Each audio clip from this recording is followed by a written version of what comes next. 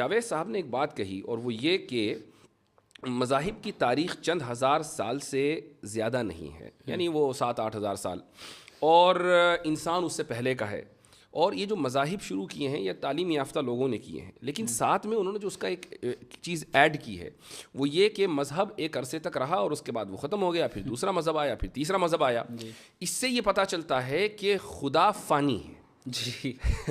اصل میں ان کی پوری توجہ ٹاپک سے ہٹ کے ریلیجن، چونکہ اکثر وہ ریلیجنس پر ہی بات کرتے آئیں، اور مجھے لگتا ہے کہ گاڈ کے ایگزسٹنس پہ شاید ان کی پہلی ڈیبیٹ ہے، مجھے نہیں نظر آئی،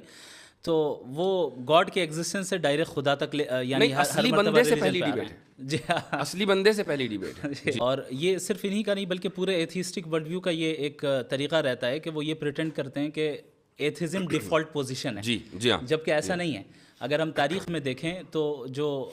بہت سب سے پہلا جو ملتا ہے ایتھیسٹ یا ایتھیسٹک فلاسفی جو ملتی ہے، اگر ہم ہندوستان سے ہی لیں تو تقریباً وہ میرے خیال سے 500 سے 600 بیفور کامن ایرا ہے، اور اس سے پہلے بھی مذاہب کے ہمارے پاس یعنی ٹیسٹیمنیز موجود ہیں، آثار ظاہر ہوئے ہیں، اور پتہ چلا ہے کہ ان سویلائزیشنز کے یہاں اس سے پہلے سے خدا کا تصور موجود تھا۔ بلکہ ہر مذہب میں اگر خدا کا تصور ہے، صحیح یا غلط اس سے قطع نظر،